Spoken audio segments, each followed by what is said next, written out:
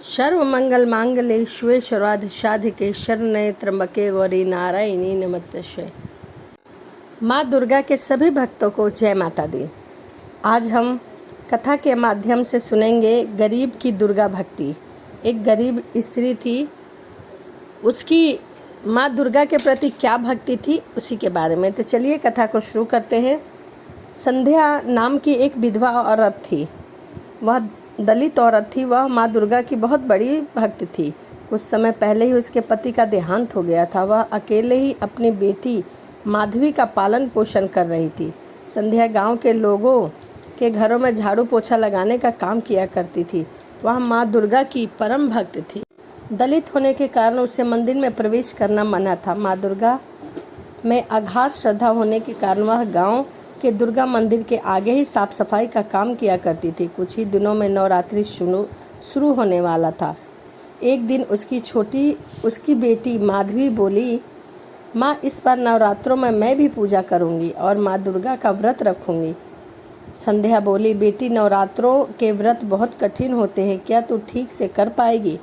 माधवी बोली, हाँ माँ, मैंने सोच लिया है। तो संध्या ने कहा, ठीक है, मैं भी तेरे साथ इस व्रत को रखूंगी और पूजा पाठ किया करूंगी। इस तरह दोनों माँ बेटी ने व्रत करने की तैयारी शुरू कर दी। संध्या ने इधर उधर से कुछ पैसे का इंतजाम करके पूजा का सामान खरीदा और आज नवरात्रि का पहला दिन था। संध्या ने माधवी से पूछा कि तुझे भूख तो नहीं लगी है?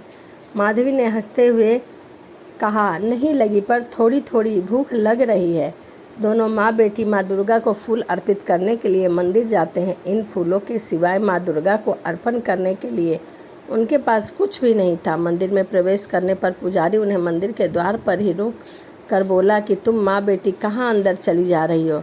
क्या तुम्हें नहीं पता कि तुम्हें प्रवेश करना नहीं है अंदर?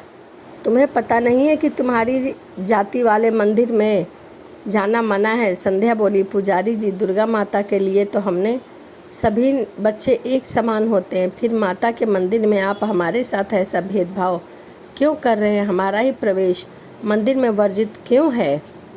तब पुजारी जी बोले, हमारी बराबरी करने वाली तुम कौन होती हो? सदियों पुरानी रीत बदलने वाली तुम कौन होती हो और कैसे भूल जाती हो? संध्या बोली, पुजारी जी की कृपा, मेरी बेटी को माँ दुर्गा के दर्शन करके फूल चढ़ाने दीजिए। पुजारी बोला, अब तुम अपनी बेटी के मोह में मत पड़ो और हमारा धर्म भ्रष्ट मत करो। चुपचाप यहाँ से निकल जाओ। इसके बाद पुजारी ने लोगों से कहा, देखो भाई, यह औरत दूसरी जाति की है और मंदिर में माँ दुर्गा के दर्शन करने आ गई है। इसे यहाँ से भगाओ, नहीं तो यह देवी माँ के मंदिर को भ्रष्ट कर देगी।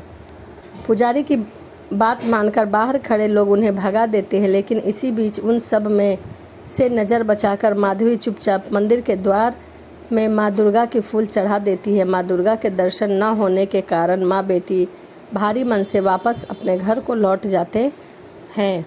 अगले दिन सुबह जब पुजारी मंदिर के द्वार खोलते हैं तो यह देखकर हैरान हो जाते हैं कि कल के चढ़ाए सारे फूल मुरझा गए हैं, मगर द्वार के पास पड़े हुए फूल अभी भी ताज़े हैं। यह देखकर पंडित आश्चर्य में पड़ जाता है। वह सोचने लगता है कि मंदिर तो मैंने अभी अभी खोला है, परंतु यह ताज़े फूल कहाँ से आया और कौन चढ़ा के गया है? बाकी सभी फूल तो मुरझा गए हैं, परंतु यह फूल अभी तक ताज़ा है। यह कल से चढ़ाए हुए फूल किस भक्त के हैं जिसने अभी भी ताजगी बाकी है? थोड़ी देर में यह बात सभी गांव में फैल जाती है। सभी अपने आप को माता का भक्त साबित करना शुरू कर देते हैं। तभी एक दूसरे को बता रहे हैं कि फूल उनके द्वार पर किसने चढ़ाए थे और किस प्रकार चढ़ाए गए थे। इन सबसे बेखबर संध्या और माधवी दोनों सच्चे मन से माता की भक्ति में मगन थी। इसी तरह दिन बीतते गए और महाअष्टमी आ गई। संध्या और माधवी ने माँ दुर्गा को भोग लगाने के लिए थोड़े से चने और पूरी और हलवा बनाया था। इस भोग सामग्री को संध्या ने बहुत ही मेहनत से इकट्ठा किया था ताकि मैं अष्टमी के दिन भोग लगा सकूं। तभी संध्या कहती है, माधवी आ जाओ, व्रत के पारण का समय हो गया है। माँ की पूजा करने के बाद दोनों माँ बेटी अभी खाना खाने बैठी ही थी कि बाहर से एक बूढ़ी औरत की आवाज़ आई, अरे कोई इस बुढ़िया को भी खाने के लिए कुछ देगा? कोई घर में है मुझे बहुत ज़ोरों से भूख लगी है, कोई थोड़ा सा भोजन तो दे दे। ऐसा बार बार आवाज़ आ रही थी। मैंने 2 दिन से कुछ नहीं खाया। माधवी और उसकी माँ बाहर देखती है। घर के बाहर एक बेहद कमज़ोर और बूढ़ी सी औरत एक लाठी का सहारा लेकर खड़ी थी। उस बूढ़ी औरत को देखकर उनके मन में दया उमड़ आई। वो अपना खाना उस बूढ़ी औरत को खाने के लिए दे देती हैं और स्वयं उस दिन भी भूखे ही सो जाती हैं। बूढ़ी औरत खाना खाकर तृप्त हो जाती है और वह उनकी छोटी सी पोटली देते हुए कहती है कि इसे अपने पूजा के स्थान पर रख दो और इसे विजयदशमी के दिन ही खोलना। इसके बाद मंदिर में जाकर माता के दर्शन कर लेना, तुम्हारे सभी दुख दूर हो जाएंगे। दोनों माँ बेटी फिर थोड़े से फूल लेकर डरते डरते मंदिर पहुँचती है। उन्हें देखते ही पंडित बोला, अछूत कहीं कि तुम दोनों आज फिर मंदिर आ गई, यह फूल क्यों लेकर आई हो? जो एक बार में बात समझ नहीं आती। संध्या ने कहा, पुजारी जी, माता जी पे तो सबका अधिकार है, कृपा करके हमें फूल चढ़ाने दीजिए। हमें मंदिर में पूजा करने से मना मत करिए। आप जैसे धर्म के ठेकेदार हैं, मंदिर में प्रवेश करने से रोकते हैं। मुझे बस इतना पता है कि माता के दरबार में सब बराबर होते हैं। माता की नज़रों में कोई भी छोटा बड़ा नहीं होता।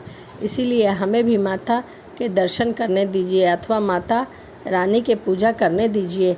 ऐसा वह बार बार मंदिर के पुजारी से कह रही थी। पंडित बोला, अब तो मुझे पंडितानी का पाठ भी पढ़ाएगी। और वह मंदिर में आए हुए लोगों की ओर देखकर कहता, अरे भाई देखो, यह फिर से आ गई है और मंदिर में घुस रही है। इससे पहले कि यह देवी के मंदिर में घुसे, उससे पहले इसे मंदिर से बाहर निकाल दो। सारे लोग उन्हें वहाँ से निकाल देते हैं, मंदिर से बाहर निकाल देते हैं। वह सभी को वहाँ से बाहर निकाल देते हैं। इस प्रकार भाग दौड़ में माधवी के हाथ से फूल मंदिर के चौखट पर गिर जाता है। अगले दिन जब लोग मंदिर में जाते हैं तो वह देखते हैं कि माधवी के गिरे हुए फूल अभी तक वैसे के वैसे ही है। यह माँ बेटी दोनों डायन है, जादूगरनी है, उन्हें ही मंदिर पर जादू किया है। भैया उन्हें पकड़ कर लाना होगा। इसका फैसला देवी माँ करेगी, उन्हीं के सामने यह फैसला होगा। माँ बेटी को पकड़कर मंदिर में लाया जाता है। पंडित बोला, सच सच बता, तुम क्या जादू और टोना करती हो कि तुम्हारा चढ़ाया हुआ फूल खिला का खिला रहता है, बाकी फूल मुरझा जाते हैं? तुम लोगों ने यहाँ क्या कर रखा है? फिर भी हमारे फूल मुरझा जाते हैं परंतु तुम्हारे फूल नहीं मुरझाते। औरत जो मंदिर में प्रवेश करने के लायक भी नहीं है, उनके फूल कैसे ताज़ा रहते हैं?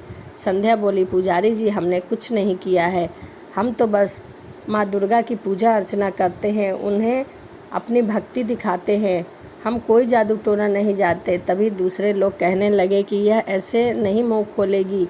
लोग उन्हें पीटना शुरू कर देते हैं। बेचारी संध्या वहाँ गिर जाती है और माधवी दौड़कर अपनी माँ से लिपट जाती है। तभी वहाँ अचानक से एक तेज आती है और बहुत ज़ोर ज़ोर से आंधी चलने लगती है।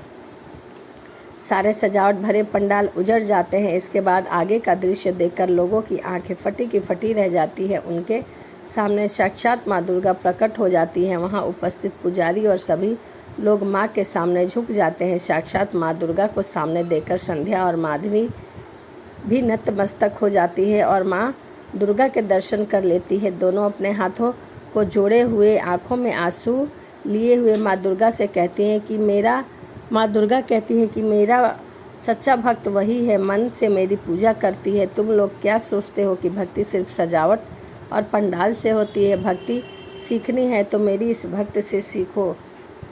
इसकी भक्ति का ही प्रताप है कि आज मैं तुम्हें दर्शन दे रही हूँ। इसकी प्रेम से खिलाई गई 2 पूड़ियों से मैं तृप्त हो गई हूँ। दुर्गा माँ की आवाज़ सुनकर संध्या और माधवी के आश्चर्य का कोई ठिकाना न रहा। दोनों माँ बेटी समझ चुकी थी कि वह बुढ़िया के वेश में स्वयं माँ दुर्गा ही थी। फिर संध्या माँ के सामने प्रणाम करती है और कहती है कि हे माँ, हमारे अपराधों के लिए हमें क्षमा कर दे। हे ममता मई दयालु माँ, हम सब आपके बच्चे हैं। मैं इन सब की तरफ से आपसे क्षमा दान मांगती हूँ। हमारे पापों को क्षमा करें और हमें अपने चरणों में शरण दो। पुजारी को अपनी गलती का एहसास होता है और वह कहता है कि हे माँ, हमसे बहुत बड़ा अपराध हुआ है, हमसे बहुत ही बड़ी भूल हुई है, कृपा करके हमें क्षमा करें। हम आप ही के भक्त हैं, हमें माफ़ कर दे। मैंने संध्या और माधवी जैसे तुम्हारे कई भक्तों को इस मंदिर में आने से रोककर बहुत बड़ा अपराध किया है।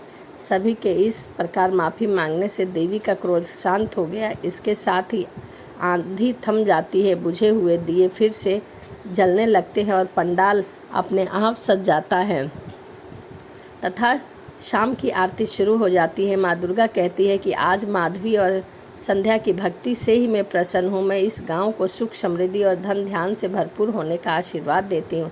इतना कहकर माँ दुर्गा वहाँ से अंतराद्ध हो जाती है। सारे गांव वाले माधवी और संध्या से माफ़ी मांगने लगते हैं और कहने लगते हैं कि हे बहन, मुझे माफ़ कर दो, हमने तुम्हारे साथ बहुत अन्याय किया। उस दिन के बाद किसी को भी, चाहे वह किसी भी जाति का हो, मंदिर में प्रवेश वर्जित नहीं था। आज विजयदशमी थी। उस बुढ़िया ने जो स्वयं माँ का रूप थी और कहे अनुसार संध्या और माधवी को जो पोटली दी थी, आज उसे खोलने का दिन था। संध्या और माधवी विजयदशमी के दिन ही उस पोटली को खोलती हैं और बहुत सारे देखती हैं कि उसमें बहुत सारे हीरे जवाहरात मणि निकले। यह देखकर दोनों की आंखें फटी की फटी रह जाती है और आंखों से झरझर आंसू बहने लगते हैं। इसीलिए कहते हैं कि जिस पर माँ दुर्गा की कृपा होती है वह निर्धन भी धनवान होता है। तो यह माँ दुर्गा की सच्ची भक्ति की कथा थी, गरीब की दुर्गा भक्ति। तो चलिए इसी के साथ वीडियो को समाप्त करते हैं और मिलते हैं अगली वीडियो में। आपको वीडियो कैसी लगी कमेंट के माध्यम से ज़रूर बताइएगा। यदि आप मेरे चैनल पर नए हैं तो प्लीज़ चैनल को सब्सक्राइब, कमेंट, लाइक, शेयर ज़रूर करिए। वीडियो पूरा देखिए। तो चलिए इसी के साथ वीडियो को ख़त्म करते हैं और मिलते हैं अगली वीडियो में। जय माता दी।